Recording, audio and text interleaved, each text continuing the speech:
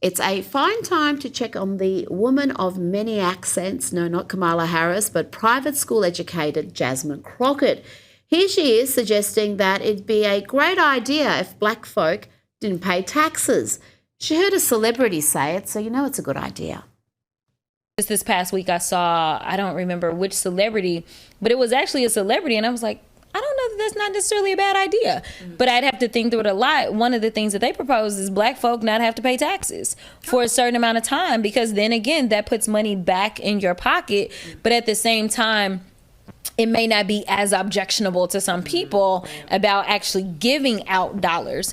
But obviously then you start dealing with the different tax brackets and things like that. And that's one of the reasons that, you know, we argue the reparations make sense, because so many black folk, not only do you owe for the labor that was stolen and killed and all the other things, right? But the fact is, like, we end up being so far behind.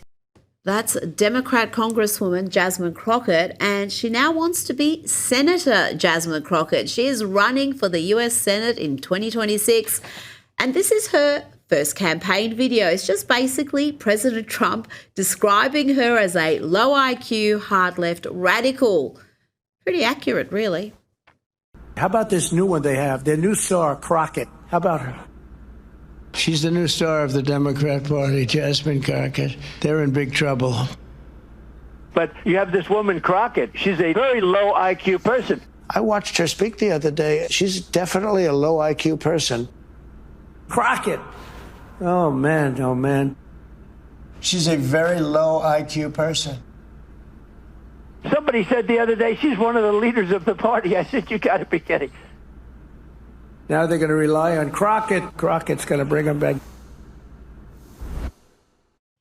Really, it's hard to work out if that's a Democrat or a Republican commercial.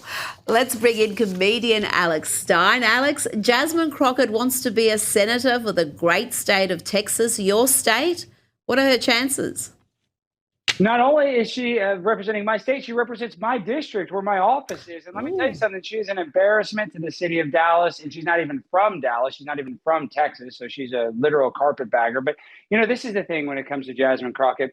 I actually agree that black people shouldn't pay taxes. As a fellow black man, I actually do agree with her on that. So I don't want to talk about that because she's right about that. Now, everything else she is wrong about, and she is going to get humiliated against Ken Paxton if Ken Paxton beats John Cornyn in the primary. So I'm just going to tell you this. The state of Texas did elect her as a congresswoman, but the chances of her getting elected as a senator is 0%. So you're all on board on black people not paying taxes. I didn't realize you were transracial. You identify as African American? Yes, I do. And Filipino as well. So listen, this is just what I identify as, whether you believe it or not. This is my right. So if you don't agree with that, you're the racist, you're the bigot. That's the rules these days. Yes, you're right there. Now, there were a bunch of brave celebrities, singers and actors who have been honoured at the White House, where they received their Kennedy Center honours. They get medals for that, and then they go to a beautiful gala event at Washington, D.C. venue. Let's have a look at the president giving these people their honours. On behalf of every American who has been inspired by the unbelievable talent of Michael Crawford, who has been influenced by the music of George Strait or Gloria Gaynor or Kiss, or who has been moved by Sylvester Stallone's unmatched heart and talent and grit, because nobody played that role, and nobody will ever play that role like Sly.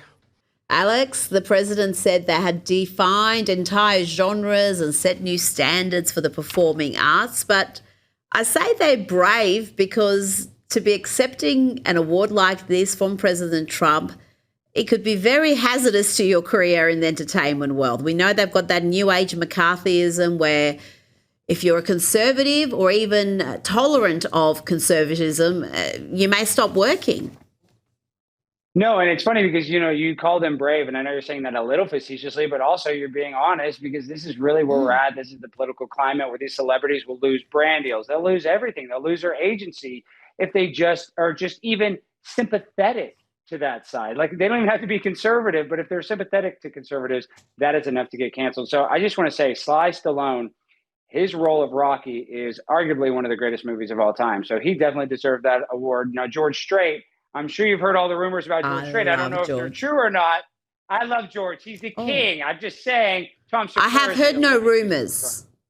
Okay, I am not listening to any rumors. I will not listen to rumors about George Strait. Do not tell me anything. The king. Thank you.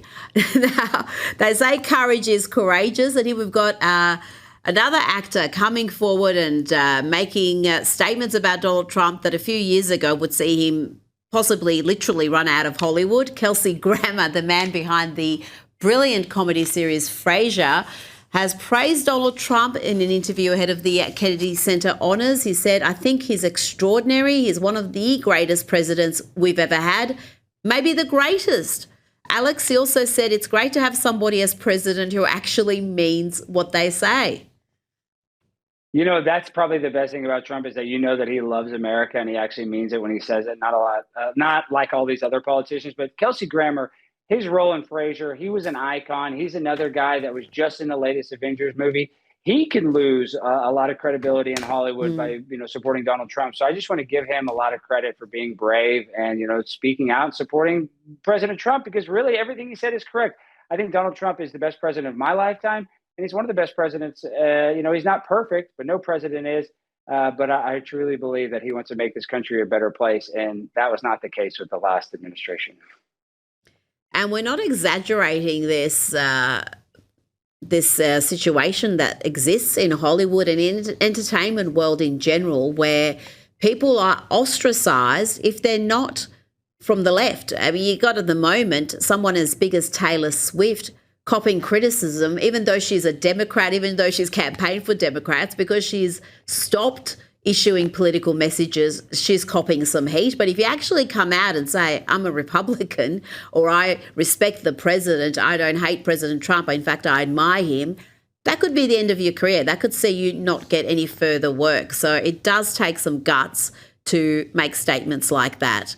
Alex, Google's year-in search data for 2025 has revealed that Charlie Kirk was the #1 trending search in the US.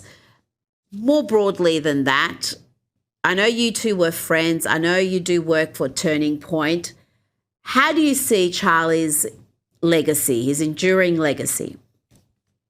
Well, this is a question that I've got a lot. I've had to answer just from friends and family because everybody wants to know about Charlie. And, there's a saying that the art gets better when the artist dies. And that is true. Now people are realizing how incredible Charlie Kirk was. And I think that's so great and that his legacy will last forever. But I'm still so torn inside, Rita, because it doesn't matter how long his legacy will last. And I'm sure it'll last forever.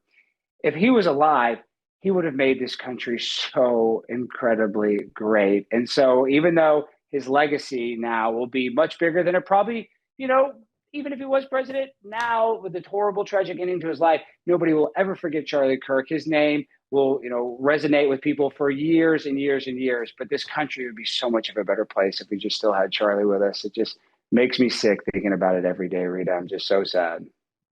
I can understand, and I agree with you. I think he would have been president one day. It's just such a tragedy for the country. Now, before you go, I'm going to play you some footage that has just gone viral from Texas showing the Henrietta Bearcats football team getting an amazing send-off, and only in Texas send-off before a playoff game.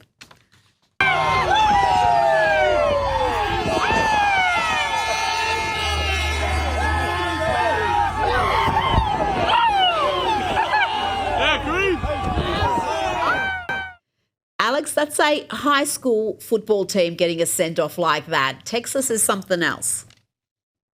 Friday Night Lights, Rita, is very real. It is a religion here in Texas. And let me just tell you this, though. If you guys saw that clip, the Henrietta Bearcats dominated after that game, rightfully so. So, people might not realize that actually does get us motivated to go fight. Like there's that carnal instinct, riding a big 1,000-pound horse, seeing another man do it, it'll get you fired up for a football game. And that's what Texas high school football is all about. Just fighting, being tough. And, it's a Texas way. You need to send me a Bearcats cap very quickly, Alex. Alex Stein, thank you for your time.